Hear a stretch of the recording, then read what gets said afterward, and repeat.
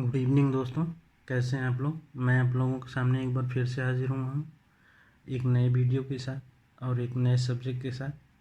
देखिए, आज हम लोग स्ट्रेंथ ऑफ मटेरियल और मैकेनिक्स के बारे में कुछ इंट्रोडक्शन वीडियो देखेंगे और नेक्स्ट क्लास में मैं आपको मैकेनिक्स की क्लास और स्ट्रेंथ ऑफ मटेरियल की क्लास पढ़ाऊँगा। पहले हम लोग एक इंट्रोडक्शन वीडियो देख लेते हैं, ठीक है दोस्तों। तो चलिए शुरू करते हैं। देखिए, एक मैंने इसे रफ वर्क के लिए बनाया है और एक मैं इसे फेयर वर्क के लिए बनाया हूँ। तो अगर कुछ करना होगा तो मैं उसमें करूँगा, ठीक है। तो देखिए, एक टर्म आता है इंजीनियरिंग मैकेनिक्स। सबसे पहले मैकेनिक्स का मतलब क्या होता है, यांत्रिकी, और इंजीनियरिंग का मतलब क्या होता है, अभियांत्रिकी। हिंदी में है ये। और लेकिन मैकेनिक्स हमारा देखिए 3 पार्ट में डिवाइड है। एक होता है इंजीनियरिंग मैकेनिक्स, एक होता है मैकेनिक्स ऑफ सॉलिड, एक होता है फ्लूइड मैकेनिक्स। इंजीनियरिंग मैकेनिक्स देखिए, हम लोग मैकेनिक्स को जानते हैं, और मैकेनिक्स ऑफ सॉलिड जिसे हम सोम कहते हैं। देखिए, मैकेनिक्स हम लोग का टॉपिक बीटेक फर्स्ट ईयर में होता था, जो कि गेट में इसका सिलेबस थोड़ा सा कम है, लेकिन मैकेनिक्स ऑफ सॉलिड हम लोग को बहुत ज़्यादा पढ़ना है। देखिए, mechanics of rigid body. Rigid body क्या होता है, अब इसको मैं बता रहा हूँ आपको। Negligible deformation, only displacement. देखिए, डिफॉर्म नहीं होगा। जैसे कि मान लीजिए कि ये बॉडी है, इसको क्या करेंगे कि अगर हम इस पर फोर्स लगाएंगे तो ये एक स्थान से दूसरे स्थान तक चला जाएगा, ठीक है। लेकिन इसमें डिफॉर्मेशन नहीं होगा। जैसे कि अगर इसे फोर्स लगाएंगे तो ये बेंड नहीं होगा। इसमें मैकेनिक्स में हम इसका अध्ययन करते हैं। लेकिन मैकेनिक्स सॉलिड जो है वो मैकेनिक्स ऑफ डिफॉर्मेबल बॉडी को हम लोग देखते हैं। लिखा है which gets deform after the application of load. अगर हम लोड इस पे लगाएंगे, इस पे, तो ये डिफॉर्म हो जाएगा। देखिए, मुड़ जा रहा है ना। इस पे अगर हम लोड लगा रहे हैं तो ये मुड़ जा रहा है, बेंड हो जा रहा है। अब फ्लूइड मैकेनिक्स क्या होता है, mechanics of incompressible fluid, mechanics of compressible fluid. देखिए, कंप्रेसिबल और इनकम्प्रेसिबल 2 फ्लूइड होते हैं। कि जैसे फ्लूइड का मतलब क्या होता है, गैस होता है और वाटर लिक्विड होता है। ये दोनों चीज़ हमारा फ्लूइड कहलाते हैं। तो देखिए, कंप्रेसिबल में क्या है कि अगर हम एक गुब्बारे में गैस भर दें तो उसको हम कंप्रेस कर सकते हैं, दबा सकते हैं। लेकिन अब एक गुब्बारे में अगर हम पानी भर दें तो उसको बहुत ज़्यादा हद तक नहीं कंप्रेस कर पाएंगे। तो वही है इनकम्प्रेसिबल और कंप्रेसिबल। देखिए, अब डिफॉर्मेशन क्या होता है, change in relative position of particle.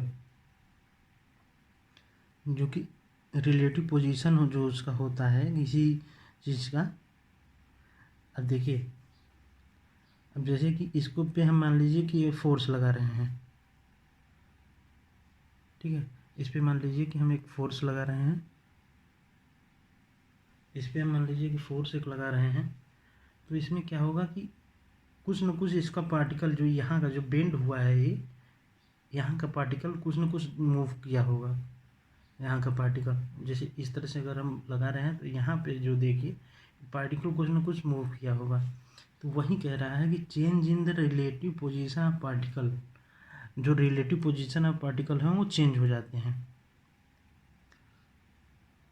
Study of external force and effect on rigid body. हम इंजीनियरिंग मैकेनिक्स में देखिए क्या पढ़ेंगे, इसमें हम क्या पढ़ेंगे कि एक्सटर्नल फोर्स, हम लोग जैसे एक बाहर से एक फोर्स इस पर अगर लगा रहे हैं तो इसके बारे में हम लोग अध्ययन करेंगे कितना इसका फोर्स लगेगा, ठीक है। और इफेक्ट ऑफ रिजिड बॉडी कि अगर इस पर हम फोर्स लगा रहे हैं तो ये कहाँ से कहाँ तक जाएगा, इसमें क्या डिफॉर्म होगा, उसको हम पढ़ेंगे। अब इसमें क्या करते हैं कि सॉलिड ऑफ मैकेनिक्स में क्या करते हैं, study of internal resisting forces. अब देखिए इसमें क्या हम लोग अध्ययन करेंगे कि अगर इस पे हम फोर्स लगाए तो यहाँ पे क्या इफ़ेक्ट पड़ रहा है, यहाँ पे क्या इफ़ेक्ट पड़ रहा है, वो सब चीज़ हम लोग देखेंगे। देखिए इसको समझाने के लिए क्या है कि मान लीजिए एक बॉडी है, ठीक है, एक बॉडी है, इस पे हम लोग यहाँ पे 2 पॉइंट मान लेते हैं, एक पॉइंट P है, एक पॉइंट Q है। इसका डिस्टेंस मान लेते हैं हम लोग, कहीं पे भी x मान लेते हैं, ठीक है, x मान लेते हैं। तो इस पे अगर हम यहाँ से एक फोर्स लगा देते हैं, मान लीजिए कि जैसे मान लीजिए कि यहीं एक बॉडी रख देते हैं, ठीक है, एक बॉडी रख देते हैं और इस पे मैं 2 पॉइंट लगा देता हूँ, एक यहाँ पे P है, एक यहाँ पे Q है। तो इस पे जब हम लोग फोर्स लगाएंगे तो ये क्या होगा कि यहाँ से यहाँ तक ये मूव कर जाएगा। जैसे अब देखिए यहाँ है ये बॉडी और इस पे हम फोर्स लगा देते हैं तो ये यहाँ से यहाँ तक मूव कर जाएगा। और लेकिन इसकी कहीं भी कोई डिस्टेंस जो हम लोग किए हैं, पॉइंट लगाए हैं, उसमें कोई डिफरेंस नहीं होगा, क्योंकि इसमें सिर्फ डिस्प्लेसमेंट होगा, डिफॉर्मेशन नहीं होगा, ठीक है। ये बॉडी में कोई अंतर नहीं आएगा, सिर्फ एक स्थान से दूसरे स्थान तक चलाएगा, ठीक है। यही होता है आपका, हम मैकेनिक्स में अध्ययन करते हैं कि जैसे मान लीजिए कि 10 किलो न्यूटन का एक फोर्स हम लोग कहीं पे लगा रहे हैं किसी ऑब्जेक्ट पे, तो कहाँ से कहाँ तक पहुँचा, उसमें हम डिफॉर्मेशन नहीं देखते हैं, डिफॉर्मेशन को निग्लेजिबल कर देते हैं। लेकिन मैकेनिक्स ऑफ सॉलिड में हम लोग क्या करते हैं कि study of IRF, internal resisting forces, ठीक है। अब देखिए एक चीज़ देखिए, एक बॉडी हम लोग ले लेते हैं जो ब्लैक से मैंने बनाया है, एक बॉडी ले लेते हैं और इस पे फोर्स लगाते हैं, ठीक है। तो ये देखिए, ये मान लीजिए कि एक बॉडी है, इस पे हम फोर्स लगा रहे हैं, यहाँ से अगर इसको हम फोर्स लगाएंगे, और या तो मान लीजिए कि यहाँ से इस तरह से अगर इसको हम बेंड करके फोर्स लगाएंगे तो इसमें क्या होगा कि इसका जो यहाँ पे P और यहाँ पे X है, उसमें कुछ ना कुछ चेंजेज होंगे। तो वही बता रहा है कि मान लीजिए कि आप एक मिट्टी का वो ले लीजिए, गीली मिट्टी ले लीजिए और उस पर फोर्स लगाइए, इस तरह से करके इस पर फोर्स अगर लगाएंगे तो उसका शेप चेंज हो जाएगा। तो यहीं देखिए जो जो पॉइंट हम लोग लिए थे पी एन क्यू, तो ये अब ऑब्जेक्ट जो है, जो हमारा जो पहले से था, वो इस तरह इसके शेप में हो जाएगा। तो देख रहे हैं ये P डैश और Q डैश हो गया और ये जो डिस्टेंस है X डैश हो गया। तो इसमें हमारा ऑब्जेक्ट जो था फोर्स लगाए उसमें चेंजेज हुए। तो क्या कह सकते हैं कि X जो है, X पहले वाला जो X था वो बड़ा था और X डैश छोटा था। इस चीज़ को समझ रहे हैं कि नहीं आप लोग? देखिए इसको समझाने के लिए कैसे मैं आपको बताऊं कि मान लीजिए यहाँ पे मैं इसको फोर्स लगा रहा हूँ बहुत तेज़ी से, मेरे हाथों से तो नहीं लग पाएगा, लेकिन अगर किसी हम प्रेशर से इसको ज़्यादा फोर्स लगाएं तो हो सकता है टूट जाए, मुड़ जाए। तो वही चीज़ दिखा रहा है कि कुछ ऐसी चीज़ होंगी जिसका शेप बदल जाएगा। ऐसे मान लीजिए कि आप लोहा गर्म कर लीजिए और उसको दोनों तरफ से चाँप दीजिए, अब फोर्स लगाइए, ठीक है, तो उसका शेप चेंज हो जाएगा। तो दो जो पॉइंट होंगे उसका डिस्टेंस भी तो कम हो जाएगा। जैसे मान लीजिए कि इसको अगर मैं यहाँ पे 2 पॉइंट ले लेता हूँ, एक पॉइंट यहाँ पे, एक पॉइंट यहाँ पे, तो इसका इस पर जब फोर्स लगाएंगे तो इसका डिस्टेंस भी कम हो जाएगा। तो वही कह रहा है कि एक्स डैश में कन्वर्ट हो गया, अब पॉइंट भी हमारा नज़दीक आ गए। ठीक है दोस्तों, अब आगे चलते हैं।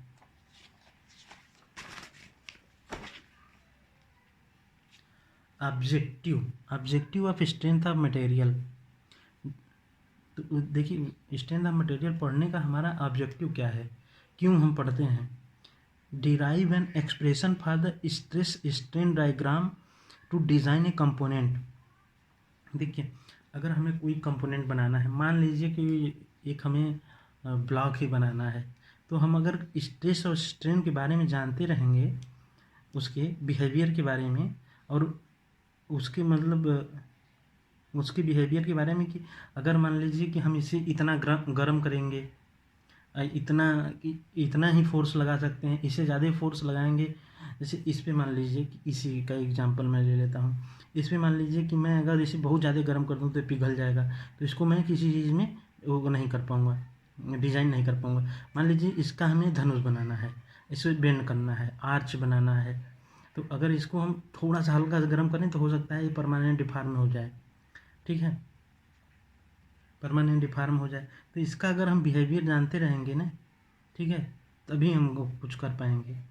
तो वहीं हम लोग कहते हैं derive expression for stress strain deformation to design a component. किसी चीज़ को डिजाइन करने के लिए उसका स्ट्रेस स्ट्रेन बिहेवियर जानना बहुत ज़रूरी है। ठीक है, अब सूम के बारे में हम लोग पढ़ते हैं। सूम हमारा क्या है, इंजन दो पार्ट में हमारा हो गया। सूम भी दो पार्ट में, एक तो हमारा मैकेनिक्स हो गया, मैकेनिक्स इंजीनियरिंग मैकेनिक जो हम लोग बीटेक फर्स्ट ईयर में पढ़ के आए हैं, जो कि हमें रिजिड बॉडी के बारे में पढ़ना होता है। उसमें देखिए कोई इफेक्ट नहीं पड़ता है बॉडी पे, बॉडी सिर्फ एक स्थान से दूसरे स्थान से डिस्प्लेस हो जाती है, लेकिन उस बॉडी पे कोई इफेक्ट नहीं होगा। फिर अब सूम ही हमारा मशीन डिज़ाइन हो जाएगा। अब एक आता है हमारा टर्म स्ट्रेंथ ऑफ मटेरियल। अब इसी को सोम को ही स्ट्रेंथ ऑफ मटेरियल कहते हैं, स्ट्रेंथ ऑफ मटेरियल। इसी को सोम कह देते हैं। Mechanics of solid, mechanics of material. ठीक है, ये तीनों नाम एक ही चीज़ है, एक ही चीज़ को दर्शाता है। ठीक है दोस्तों, अब आगे चलते हैं। अब स्ट्रेंथ क्या होता है। मटेरियल तो हम लोग जान गए कि हमें डिजाइन करने के लिए हमें स्ट्रेंथ ऑफ मटेरियल की ज़रूरत पड़ती है। अब स्ट्रेंथ क्या होता है, तो कह रहा है when a external force act on a body the body tend to undergoes the some deformation due to the cohesion between the molecules and the body resist deformation this resistance by which the material of the body oppose the deformation known as the strength. तो लंबा चौड़ा definition दे दिया, तो इसको समझेंगे कैसे। तो कह रहा है कि when a body when an external force act on a body, external force मान लीजिए इस पे एक्ट कर रहा है, body tend to undergoes the some deformation due to the cohesion between the, देखिए कुछ ना कुछ इसमें डिफॉर्म होगा जब हम इस पे फोर्स लगाएंगे। तो the body resist deformation and this resistance which the material body oppose the deformation. देखिए इसका कुछ इसका भी तो कुछ नेचर होगा इस मटेरियल का, इसका भी कुछ नेचर होगा जो कि इसको अपोज करता है, नहीं तो डायरेक्ट बेंड हो जाता है। ठीक है, जब हम इस पर फोर्स लगा रहे हैं तो इसमें कुछ ना कुछ डिफॉर्मेशन हो जा रहा है, लेकिन इस बॉडी ये हार्ड है, इसका स्ट्रेंथ है कुछ, इसलिए अपोज भी कर रहा है कुछ ना कुछ। देखिए नहीं तो टूट जाता है। तो इसमें भी कुछ दम है, कुछ अपना दम लगा रहा है। तो this resistance by which material oppose the deformation known as the, यही जो दम लगा रहा है ये कि टूटे न हम, यही इसका स्ट्रेंथ कहलाता है। इस बात को समझ गए, बहुत अच्छा एग्जांपल है इस चीज़ को समझने का।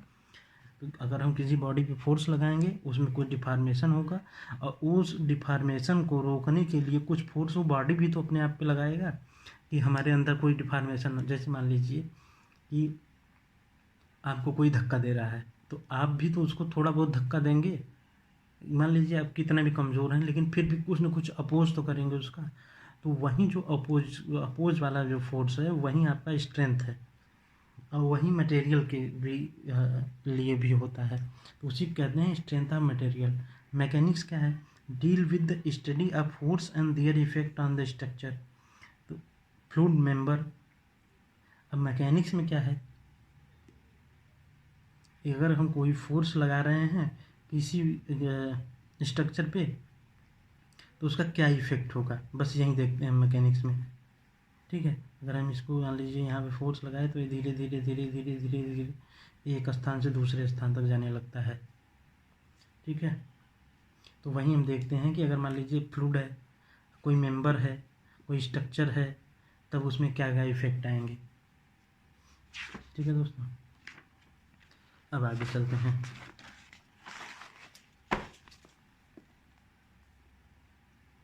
फोर्स एंड इन इस इफेक्ट।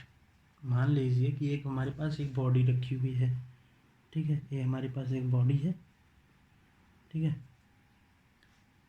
एक हमारे पास एक बॉडी है रखी हुई, इसमें क्या होगा कि अगर हम यहाँ से एक फोर्स लगाएं F, तो ये इसमें डिस्प्लेसमेंट होगा और डिफॉर्मेशन होगा। जैसे कि मान लीजिए कि अगर ये फिक्स्ड है, अगर मान लीजिए इसको मैं खन के यहाँ पे गाड़ दूँ, तो इस पे अगर हम फोर्स लगाएंगे यहाँ पे, मान लीजिए ये फोर्स हमारा इधर पे अगर लग रहा है तो इसमें कुछ ना कुछ डिफॉर्मेशन होगा, या तो अगर फिक्स नहीं है तो इसमें कुछ ना कुछ डिस्प्लेसमेंट होगा, एक स्थान से दूसरे स्थान से चला गया।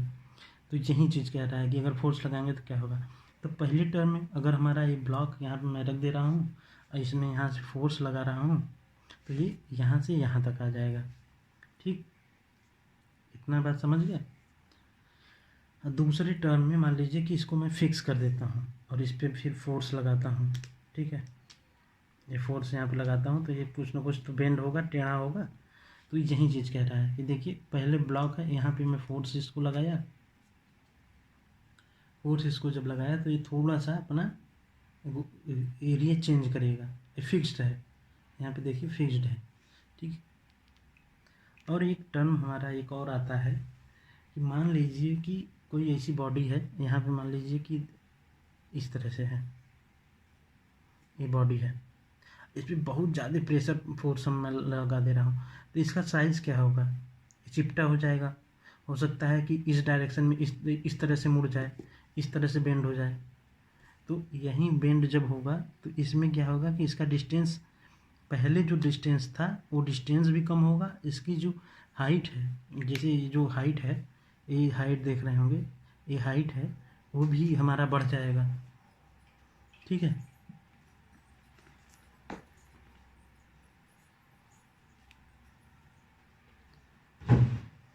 अब आगे देखते हैं mechanics of deformable body. Mechanics of deformable body, change in dimension and shape. जैसे कि डिफॉर्मेबल बॉडी है तो उसको क्या होगा कि उसका डायमेंशन या शेप चेंज हो जाएगा, डिफॉर्म हो जाएगा कुछ दूसरे चीज़ में। Resistance of deformable body has tendency to oppose this change. जैसे कि इसका जो रेजिस्टेंस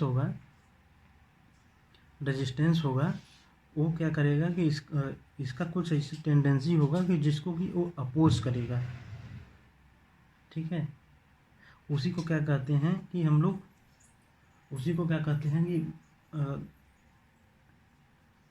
इंटरनल रजिस्टिंग फोर्स कहते हैं। उसी को हम लोग इंटरनल रजिस्टिंग फोर्स कहते हैं। और यही इंटरनल रजिस्टिंग फोर्स क्या है, हमारा स्ट्रेस है। ठीक है, अब देखिए मैं बता रहा हूँ कि mechanics of deformable body, change in the dimension and shape. जैसे कि यही हम अध्ययन करेंगे कि इसके डायमेंशन और शेप में कितना चेंज होगा, क्या चेंज होगा। ठीक है, resistance of body which tendency to oppose this change, इसका कुछ भी रेजिस्टेंस तो होगा। ठीक है, इसका इंटरनल रजिस्टिंग फोर्स भी होगा कि जो कि अपोज करेगा, कि जैसे कि आपके अंदर जो अपोज करने की क्षमता है, जैसे मान लीजिए कि आपको कोई धक्का दे रहा है तो आप भी तो उस पर जोर लगाएंगे। तो वहीं क्या है कि आपके अंदर का इंटरनल रजिस्टिंग फोर्स है, इस मटेरियल के अंदर का रजिस्टिंग फोर्स है, इसी को क्या कहते हैं, स्ट्रेस कहते हैं। ठीक है, स्ट्रेस, जैसे कि मान लीजिए कि मैं इस बुक को इस तरह से अपोज कर रहा हूँ, इधर को फोर्स कर रहा हूँ। ठीक है, तो ये देखिए इसके अंदर से भी एक फोर्स लगेगा कि जो कि जोर लगा रहा है कि हमें इधर ना जाने पड़े। तो यही इसका इंटरनल रजिस्टिंग फोर्स है, इसी को हम लोग स्ट्रेस कहते हैं।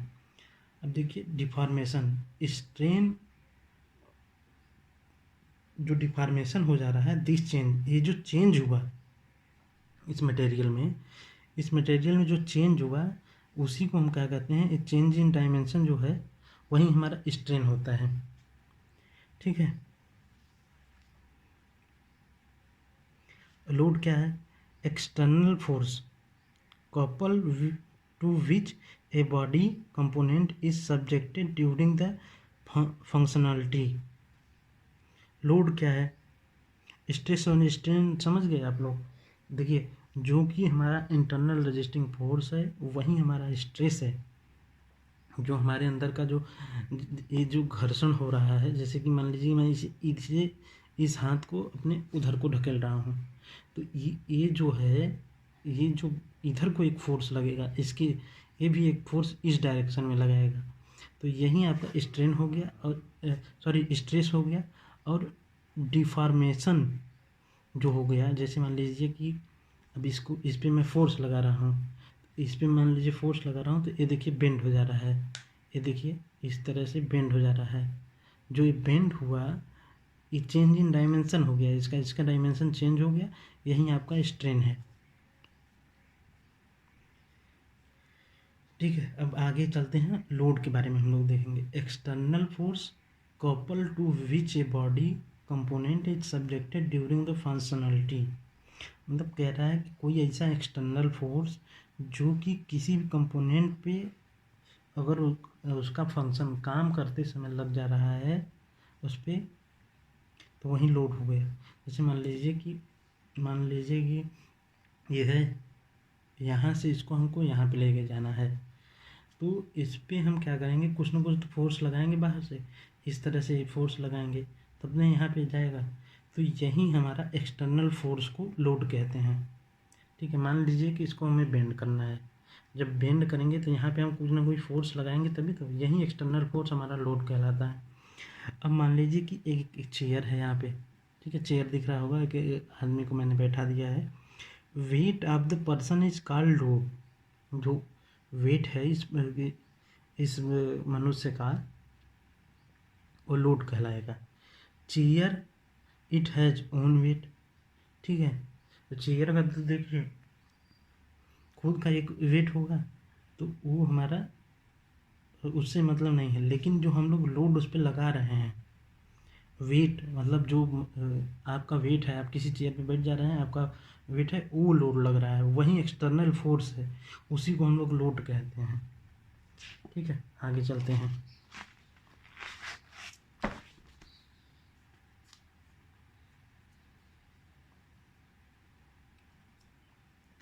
देखिए, type of load on the basis of time. देखिए, type of load on the basis of time, time के रिस्पेक्ट में भी हम लोग लोड देखेंगे। होता है क्या है कि स्टैटिक लोड और डायनेमिक लोड, दो प्रकार के हमारे लोड होते हैं, स्टैटिक लोड और डायनेमिक लोड। तो स्टैटिक लोड में क्या होता है, magnitude and direction remain constant. अब इसे मैं समझाऊंगा कि मैग्नीट्यूड मतलब, जैसे कि मैग्नीट्यूड अगर 2 किलो न्यूटन का लोड लग रहा है इस पर, मान लीजिए, हमारी बात सुनिए, इसको मैं यहाँ पे रख देता हूँ, और इसका मान लीजिए कुछ ना कुछ तो वेट होगा ही, 10 ग्राम 20 ग्राम वेट होगा। तो ये लोड लोड तो लगा ना इस पर, कहीं ना कहीं कुछ ना कुछ इफेक्ट किया होगा जैसे, और ये इसी डायरेक्शन में भी लग रहा है, और ये 10 ग्राम का भी लग रहा है। तो ये हमेशा के लिए जब लग गया तो ये स्टैटिक लोड है। ठीक है, इतना बात समझ में आ गया। अब डायनेमिक लोड क्या है, magnitude and direction change with respect to time. Magnitude and direction change with respect to time, इसको कैसे समझेंगे कि मान लीजिए कि एक पेंडुलम है, ठीक है, इससे एक पेंडुलम बांध करके ये लटका दिए हैं, और इस पे क्या करेंगे कि एक मान लीजिए एक पेंडुलम है और ये धागा लटका देते हैं, ये मान लीजिए धागा है, इस पे हम लोग वेट धीरे धीरे बढ़ाते जाएंगे, 10 ग्राम 20 ग्राम 25 ग्राम 50 ग्राम इस पे बढ़ाते जाएंगे, और इसको हम किसी न किसी डायरेक्शन में मूव भी कराते जाएंगे। तो यही हमारा डायनेमिक लोड है, इसका मैग्नीट्यूड भी चेंज हो रहा है, डायरेक्शन भी चेंज हो रहा है। अब स्टैटिक लोड को समझेंगे कैसे। Dead load, weight of the component itself. Dead load, जैसे कि डेड लोड का क्या है कि मान लीजिए ये बुक है, यहाँ पे इस चौकी पे रखी हुई है, इस बेड पे रखा हुआ है, तो इसका खुद का वेट होगा। ठीक है, जो कि weight of component it self है, यही डेड लोड है। अब जैसे मान लीजिए कोई स्लैब है, तो स्लैब में क्या होता है कि उसका जो वेट होगा, उस पर कोई वेट उसके स्लैब के ऊपर तो लगा नहीं है, तो स्लैब का जो वेट होगा वो उसको डेड लोड कहते हैं। अब ग्रेजुअली अप्लाइड लोड क्या है, represented by its maximum amplitude. जैसे कि ग्रेजुअली अप्लाइड लोड मतलब हम धीरे धीरे जो बढ़ा रहे हैं, हम धीरे धीरे जो बढ़ा रहे हैं, अब मैक्सिमम कितना हम कर पाते हैं। एक समय आएगा फिर उसके बाद वो टूट जाएगा, ठीक है, फिर उसके बाद वो नहीं लोड ले पाएगा। जैसे मान लीजिए कि एक चौक आपके पास चेयर है, उस पर हम पहले 10 किलो रखें, 20 किलो रखें, 25 किलो रखें, 50 किलो रखें, तो लेकिन एक समय आएगा कि अगर हो सकता है 100 किलो या 150 किलो रख दें तो कुर्सी टूट जाएगी। तो वही कह रहा है। अब देखिए इसका ग्राफ भी आप लोग समझ लीजिए। ग्राफ का क्या है कि पी लोड और टाइम के रिस्पेक्ट में मैंने एक ग्राफ बनाया है। देखिए पहले हम लोग डेड लोड मान लीजिए कि ये हम इसका यहाँ पे रख दिए, यहाँ पे रख दिए, तो इसका जो डेड लोड है मान लीजिए 10 ग्राम, तो एक बार इस पर लोड लग गया जितना 10 ग्राम, इस पर यहाँ तक मान लीजिए 10 ग्राम लग गया, ठीक है। और ये टाइम के साथ जैसे कि मान लीजिए 1 घंटे बाद, 2 घंटे बाद, 3 घंटे बाद, ठीक है, 3 घंटे बाद भी इसका लोड यही रहना है, इसमें कोई चेंजेस तो नहीं होंगे। तो वही कह रहा है कि ये जो लोड रहेगा ये कांस्टेंट रहेगा, ठीक है, इसी को डेड लोड कहेंगे। अब ग्रेजुअली अप्लाइड लोड क्या है, अब ग्रेजुअली अप्लाइड लोड में क्या है कि जैसे मान लीजिए कि ये है, इसी को इस पर फेंक दिए, रख दिए मतलब, फिर उसके बाद हम 1 घंटे बाद इसको भी रख दिए, फिर क्या किए कि 1 घंटे बाद इसको भी रख दिए, फिर 1 घंटे बाद इसको भी रख दिए। तो इस हिसाब से P1 P2 P3 P4 हम लोग फोर्स लगा रहे हैं इस पर, ठीक है। और टाइम 1 घंटा, 2 घंटा, 3 घंटा, 4 घंटा, तो हमारा टाइम भी बढ़ रहा है, फोर्स भी बढ़ रहा है। तो एक समय ऐसा आएगा कि हो सकता है अगर ये कि हम बंद कर देंगे तो ये हमारा जो मैक्सिमम है, मैक्सिमम एम्पलीट्यूड मतलब हम कि 4 किलो न्यूटन का ये फोर्स लगा लिए इस पर, चार को मिला करके, तो यही मैक्सिमम एम्पलीट्यूड क्या है, ग्रेजुअली अप्लाइड लोड कहलाता है, ठीक है, represented by its maximum amplitude. ये बात आप लोग समझ गए, उम्मीद करता हूँ कि आप लोग समझ गए होंगे, ठीक है। देखिए दोस्तों, आगे चल के हम लोग देखेंगे impact load and sudden applied load. Impact load क्या होता है कि अगर हम किसी स्थान पे हम एक बार में ही एक लोड लगा देते हैं। जैसे मान लीजिए कि यहाँ पे मैंने 1 किलो का मान लीजिए ये है, और इसे मैंने इम्पैक्ट कर दिया अचानक से, तो यहाँ पे 1 किलो का लोड अचानक से आ गया, इम्पैक्ट हो गया, ठीक है। लेकिन ग्रेजुअली वेरिड लोड जो हम लोग देखे थे उसको धीरे धीरे 1 किलो, 2 किलो, 3 किलो, 4 किलो, इस तरह से हम लोग बढ़ाते हैं, तो ग्रेजुअली अप्लाइड लोड होता है, ठीक है। जैसा कि हम यहाँ पे देखे थे कि P1 P2 P3 P4 इस तरह से हमारा लोड बढ़ता है और टाइम भी बढ़ता रहता है। जैसे अभी एक मिनट पहले इसको डाले, फिर 2 मिनट बाद, फिर 3 मिनट बाद, इस तरह से टाइम हमारा बढ़ता रहता है। लेकिन impact sudden applied load, impact load में क्या होता है कि हमारा लोड इस तरह से अचानक से बढ़ता है और एक ही टाइम पे बढ़ता है, और वो लोड फिर उसके बाद सेम समान रहता है और टाइम के साथ साथ एक समान ही रहता है। लेकिन ग्रेजुअली अप्लाइड लोड में क्या होता है, धीरे धीरे बढ़ता है। पहले टाइम पे कुछ बढ़ा P1, फिर दूसरे टाइम यहाँ पे T2 पे P2 बढ़ा, फिर तीसरे पे P3 बढ़ा, फिर चौथे पे P4 बढ़ा, इस तरह से बढ़ता रहता है, ठीक है दोस्तों। और इसमें टीजे टाइम है, क्या है कि इसका टाइम है ग्रेजुअली अप्लाइड लोड का, और टीआई क्या है, इम्पैक्ट लोड का टाइमिंग है। तो इसमें देखिए क्या होता है कि टीआई जो है मतलब ग्रेजुअली अप्लाइड लोड का जो टाइम है वो तो ज़्यादा ही होगा, मतलब बड़ा होगा, और इम्पैक्ट लोड का टाइमिंग क्योंकि तुरंत हम डाल दे रहे हैं तो टाइम इसमें लगा ही नहीं, तो ये टाइम छोटा होगा। इसी तरह जो लोड है वो भी ज़्यादा होगा, इम्पैक्ट लोड का लोड जो है ज़्यादा होगा, ये तो हमें पता ही चल जाएगा। इसी तरह है हमारा fatigue load, rapidly applied load, where the magnitude and direction are both magnitude and direction with change with respect to time. देखिए जैसे मान लीजिए कि एक ये पेन है, इस पर मैं फोर्स लगा रहा हूँ और इधर को एक क्लॉक वाइज घुमा रहा हूँ, इधर को एंटी क्लॉक वाइज घुमा रहा हूँ। तो देखिए पहली बार में कुछ फोर्स लगाया, फिर दूसरी बार में कुछ फोर्स लगाया, तीसरी बार में फिर कुछ फोर्स लगाया। वही चीज़ दिखा रहा है कि आपका ये जो टार्क हो रहा है वो हमारा पहली बार में कुछ लग रहा है, दूसरी बार में कुछ लग रहा है, तीसरी बार में। तो हो सकता है पहली बार जब फोर्स लगाएंगे तो ज़्यादा फोर्स लगेगा, ठीक है। फिर दूसरी बार में जब हम करेंगे तो हो सकता है कम फोर्स लगे। कम क्यों लगेगा? क्योंकि इसकी स्ट्रेंथ भी तो उतनी ही है। अभी भी तो जैसे मान लीजिए एक रॉड है, पहले हो सकता है थोड़ा सा मुड़ जाए, दूसरी बार में नहीं मुड़ेगा, फिर तीसरी बार एक समय आएगा कि नहीं, कुछ भी उस पर नहीं इफेक्ट होगा। वही चीज़ बता रहा है फटीग लोड और रैपिडली अप्लाइड लोड रिपीटिवली, मतलब कह रहा है where the magnitude and direction और both magnitude and direction change with respect to time, जो कि डायरेक्शन भी चेंज हो रहा है और मैग्नीट्यूड भी चेंज हो रहा है, मतलब हमारा फोर्स भी बढ़ घट रहा है और डायरेक्शन हम किसी भी डायरेक्शन, मतलब इधर भी लग रहा है उधर भी लग रहा है, यही चीज़ बता रहा है। ठीक है दोस्तों, आगे चलते हैं। हमारा है on the basis of application of load, normal load है, टेंजेंशियल लोड है और शियर लोड। नॉर्मल लोड क्या है? जैसे इस डायरेक्शन में अगर हम फोर्स लगा रहे हैं नीचे की ओर, ये हमारा नॉर्मल लोड है, लेकिन टेंजेंशियल लोड हमारा किसी एंगल के साथ लग के बनेगा, ठीक है। फिर है on the basis of area, concentrated load, distributed load. Concentrated load का मतलब क्या है कि एक जगह लग रहा है, और डिस्ट्रीब्यूटेड का लोड का मतलब है कि जैसे कि आप देखे होंगे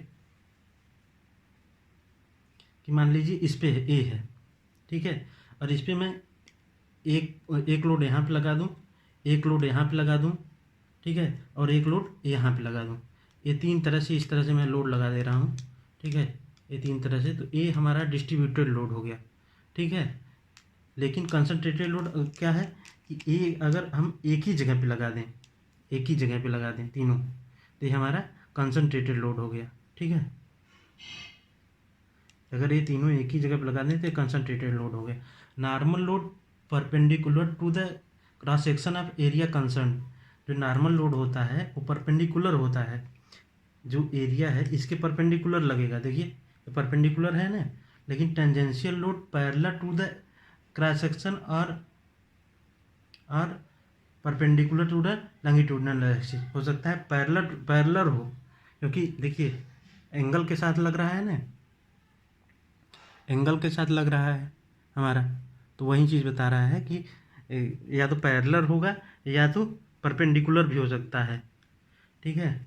axial load, eccentricity load. Axial load हम लोग जानते हैं कि किसी भी एक्सिस के अबाउट लगेगा, जैसे कि ये है हमारा, इसका वाई डायरेक्शन ये है, एक्स डायरेक्शन ये है, जेड डायरेक्शन ये है, तो किसी न किसी हमारा एक्सिस के अबाउट लगेगा। इसेंट्रिसिटी लोड जैसे है कि मान लीजिए कि हमको इस पे लोड लगाना है, ठीक है, इसको इस पे लोड लगाना है और मैं यहाँ पे लगा रहा हूँ। मान लीजिए इस पॉइंट पे हमको लोड लगाना है, जैसे इस पॉइंट पे लोड लगाना है और मैं लोड लगा रहा हूँ यहाँ, तो ये हमारा जो डिस्टेंस है वो ई है, इसेंट्रिसिटी लोड है। ट्रांसफर एंड शियर लोड क्या है? टीएसएल जो है हमारा ट्रांसवर्स एंड शियर लोड, जो कि शियर लोड मतलब किसी एंगल के अबाउट लगता है। इसेंट्रिसिटी ट्रांसवर्स शियर लोड वो भी किसी एंगल के अबाउट ही लगेगा, ठीक है दोस्तों। अब आगे चलते हैं। ये देखिए हमारा एक ऑब्जेक्ट है। अब इसका देखिए ऊपर की ओर जो है हमारा एक्स एक्सिस है, नीचे की ओर हमारा है इस डायरेक्शन में जेड एक्सिस है, इस डायरेक्शन में हमारा वाई एक्सिस है। अब देखिए इसका कुछ हाइट भी होगा, और ये हमारा जो ऊपर वाला जो है वो हॉरिजॉन्टल प्लेन है, और ये फेस जो है वर्टिकल प्लेन है, और इधर का जो फेस है ये हमारा लॉन्गिट्यूडिनल एक्सिस है और प्लेन एक्सिस है, ठीक है। तो इसमें क्या कर रहा है कि हमारा फोर्स बताना है कि कैसे कैसे लग रहा है, ठीक है। जो हमारा ट्रांसवर्स लोड रहेगा वो ऊपर की डायरेक्शन में लगेगा, और ये हमारा एक नीचे की भी डायरेक्शन में लगेगा, ठीक है। और हमारा जो है एक मान लीजिए कि एक फोर्स मैं इधर को खींच रहा हूँ, ये पी हमारा, तो पी डैश इधर को लगेगा और पी डबल डैश इधर को, और आर आर जो है अभी सब मैं बताऊंगा कि कौन कौन सा फोर्स है, रिएक्शन फोर्स। और आर डैश वाई डायरेक्शन में लग रहा है तो आर डबल डैश इसके डायरेक्शन में। और ये जो डिस्टेंस है हमारा वो एसेंट्रिसिटी है, इसके इसके बीच की जो दूरी है एसेंट्रिसिटी है। अब इसको देखिए कि एक इसका हम फ्रंट व्यू देखते हैं, फ्रंट व्यू क्या है और साइड व्यू क्या है। अब इसका जो हम फ्रंट व्यू देखना चाहेंगे तो इस तरह से हम देखेंगे, ठीक है, और साइड व्यू ऊपर की तरफ देखेंगे, ठीक। साइड व्यू देखिए, साइड व्यू इस डायरेक्शन में देखेंगे, अगर हम ये डायरेक्शन देख रहे हैं तो साइड व्यू हो गया, और इसका फ्रंट व्यू ये फ्रंट व्यू हो गया, ठीक है। अब देखिए इसमें लॉन्गिट्यूडनल है, अगर मान लीजिए फोर्स यहाँ पे लग रहा है और एक फोर्स इधर से लग रहा है तो ये क्या हो गया, ट्रांसवर्स शियर लोड। और ये भी ट्रांसवर्स शियर लोड है, ये लॉन्गिट्यूडनल है लेकिन ये एक्सियल है, ठीक है। लॉन्गिट्यूडनल मतलब लंबवत, इसके लंबवत ही लग रहा है। एक्सियल मतलब ये किसी एक्सिस के अबाउट एक्स डायरेक्शन में लग रहा है, ठीक। देखिए जो मैंने बताया T1 T dash, P1 P dash और R1 R2 एक है क्या, इसको देखते हैं। ये हमारा जो है एक्सियल लोड है,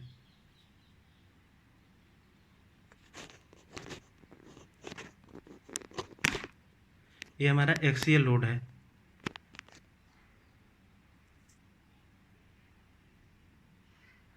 एक्सियल लोड P1 जो है, जो टेंसाइल है हमारा, इस डायरेक्शन में अगर हम इसको किसी चीज़ को खींच रहे हैं इस डायरेक्शन में जो लग रहा है फिगर में।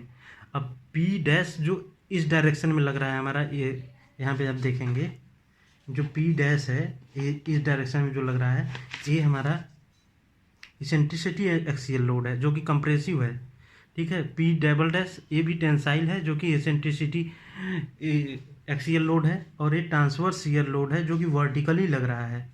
और ये T dash eccentricity transverse shear load है जो कि वर्टिकल लग रहा है। R डैश जो है वो हमारा ट्रांसवर्स शियर लोड है, ट्रांसवर्स शियर लोड है, ठीक है। और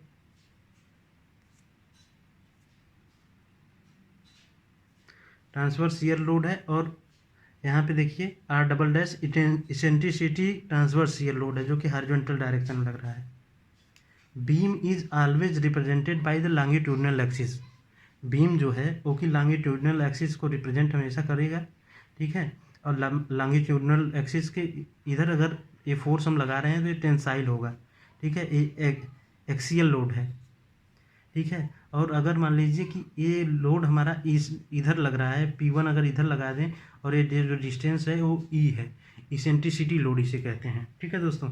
अब आगे हम देखेंगे movement and couple.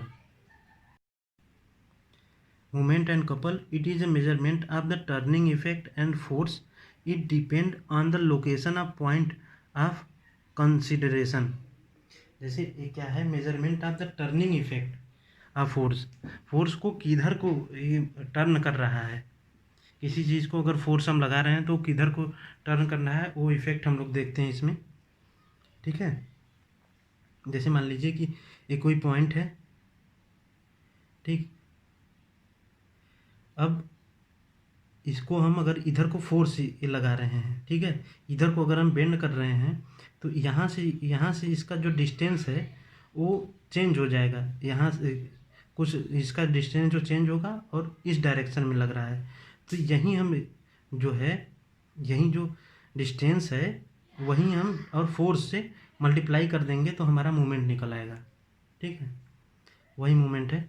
Point of consideration क्या है, पॉइंट ऑफ कंसिडरेशन यही है कि हमारा x से x डैश जो हो जा रहा है, तो हमारा x डैश हमारा छोटा हो है, जैसे हम इधर को यहाँ है अगर इसको हम बेंड करेंगे, ठीक है, इधर को अगर हम बेंड करते हैं तब क्या होगा हमारा कि पहले तो जो ये डिस्टेंस है, मान लीजिए कि अगर ये इस तरह से है और इधर को हम बेंड कर रहे हैं तो ये जो हमारा डिस्टेंस है x है और इधर का एक्स डैश है, तो एक्स डैश हमारा छोटा हो जाएगा अगर इधर को हम फोर्स लगाएंगे तो तो वहीं कह रहा है एक्स डैश हमेशा छोटा होगा और एक्स हमारा बड़ा होगा। एम डैश क्या है, एम डैश है एफ इंटू एक्स डैश, जो फोर्स लगा रहे हैं वो है एक्स डैश, ठीक है। ये है हमारा मूवमेंट। अगर हमें किसी चीज़ का मूवमेंट लगाना है, निकालना है, तो हमें डिस्टेंस और फोर्स पता होना चाहिए, तो हम मूवमेंट निकाल सकते हैं, ठीक है।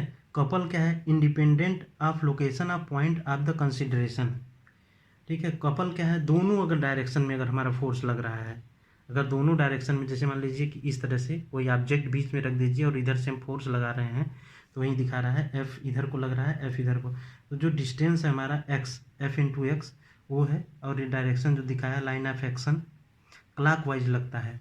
अगर हम इसको इस तरह से फोर्स लगाएंगे तो कहीं ना कहीं बेंड होगा इस तरह से क्लॉकवाइज, वही बता रहा है कि एक कपल है।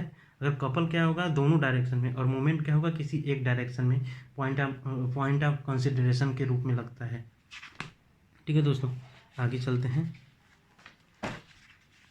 डायरेक्शन ऑफ कपल क्या है, अगर एक्स वाई जेड हमारा 3 प्लेन है, तब क्या होगा, तो एक्स तो हमारा यही पॉइंट हो गया। अगर इसे हम, ये 3D है, ये 2D है, ये देखिए ये 3D है, ये हमारा 2D है, तो इसमें देखेंगे क्या कि एक्स जो है, एक्स पे ही तो लगेगा, अब फोर्स इधर को लगेगा, एक फोर्स इधर को, एक फोर्स इधर को, तो ये हमारा क्लॉकवाइज फ्रंट पे है, और ये हमारा वाई आ जाएगा इधर को, ठीक, इस तरह से। और यही चीज़ देखिए, अगर ऊपर नीचे को लग रहा है, तब इसमें क्या होगा, एंटी क्लॉकवाइज फ्रंट पे, ठीक। और एक हो सकता है थोड़ा सा डायरेक्शन में लगे, इस डायरेक्शन में, इस डायरेक्शन में थोड़ा सा लगे, तब उसके केस में क्या होगा वो बता रहा है, ठीक है दोस्तों, वही बता रहा है।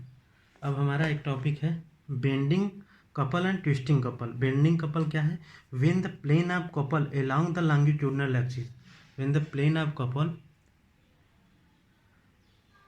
Couple along the longitudinal axis,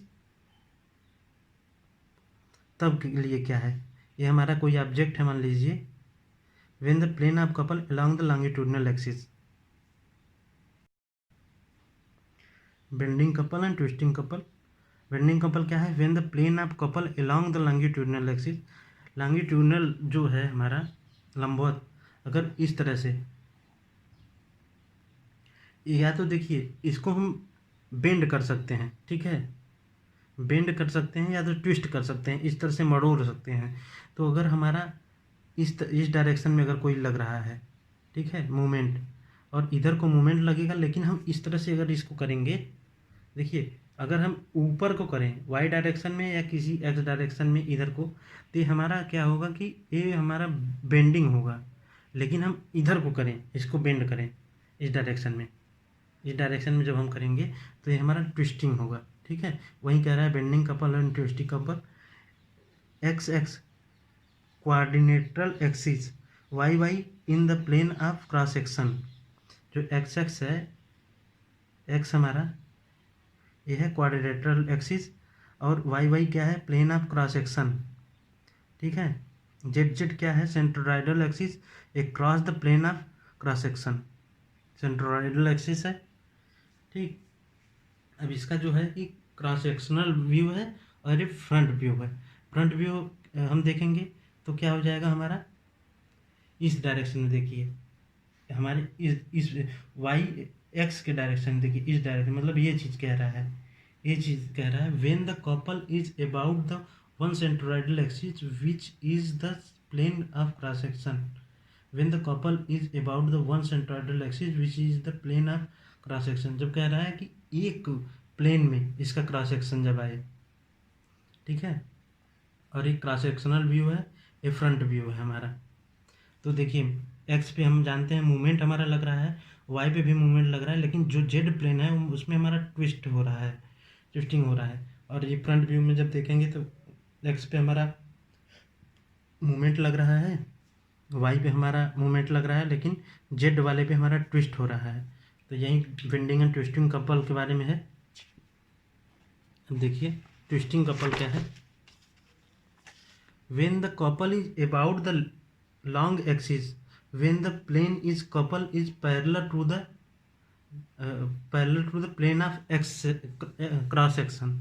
When the couple is about the long axis, when the plane of couple is perpendicular to the plane of cross section.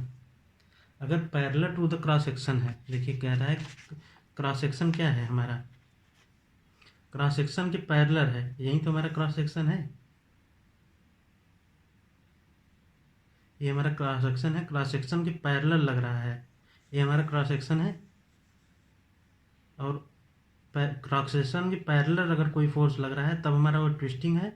और मूवमेंट में क्या बेंडिंग कपल में क्या कह रहा था, when the plane of couple along the longitudinal axis, जो longitudinal मतलब लंबवत जो हमारा है उसके अबाउट अगर हमारा कोई फोर्स लग रहा है तो वो हमारा बेंडिंग है, यही बता रहा है बेंडिंग कपल और ट्विस्टिंग कपल।